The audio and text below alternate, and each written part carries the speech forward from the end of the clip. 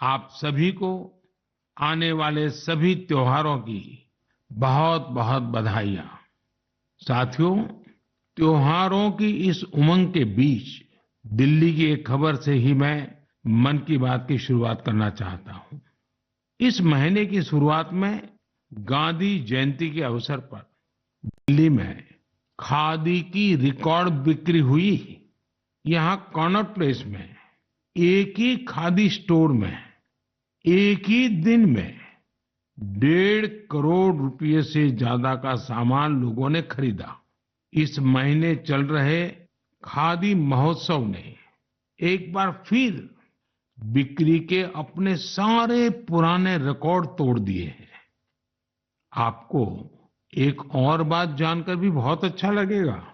10 साल पहले देश में जहां खादी प्रोडक्ट्स की बिक्री बड़ी मुश्किल से 30,000 करोड़ रुपए से भी कम थी, अब ये बढ़कर 1.25 लाख करोड़ रुपए के आसपास पहुंच रही है।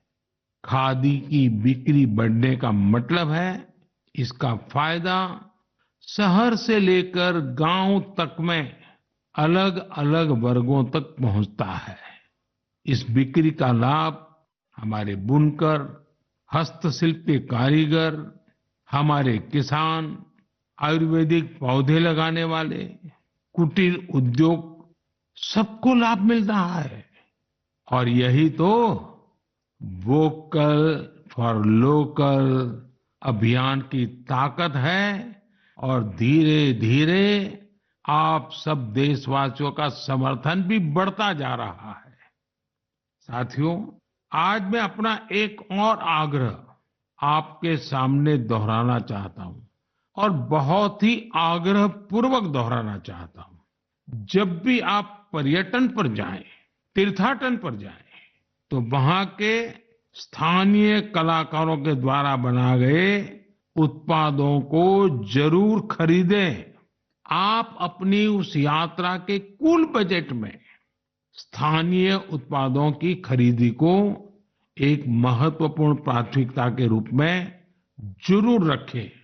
10% हो, 20% हो, जितना आपका बजट बैठता हो, लोकल पर जरूर खर्च करिएगा और वहीं पर खर्च कीजिएगा।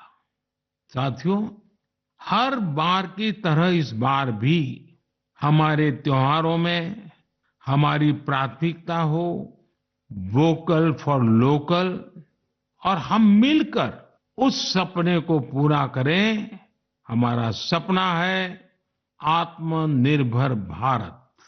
इस बार ऐसे प्रोडक्ट से ही घर को रोशन करें जिससे मेरे किसी देशवासी के पसीने की महक हो, मेरे देश के किसी युवा का टैलेंट हो, उसके बनने में मेरे देशवासियों को रोजगार मिला हो, रोजमर्रा की जिंदगी की कोई भी आवश्यकता हो, हम लोकल ही लेंगे। लेकिन आपको एक और बात पर गौर करना होगा। वोकल फॉर लोकल की ये भावना सिर्फ त्योहारों की खरीदारी तक के लिए सीमित नहीं है। और कहीं तो मैंने देखा है दिवाली का दिया लेते हैं और फिर सोशल मीडिया में डालते हैं वोकल फॉर लोकल। नहीं जी, वो तो शुरुआत है। हमें बहुत आगे बढ़ना है। जीवन की हर आवश्यकता हमारे देश में सब कुछ उपलब्ध है। ये विजन केवल छोटे दुकानदारों और रेहड़ी पटरी से सामान लेने तक सीमित नहीं है। आज भारत दुनिया का बड़ा मैन्युफैक्चरिंग हब बन रहा है। कई बड़े ब्रांड यहीं पर अपने प्रोडक्ट को तैयार कर रहे हैं।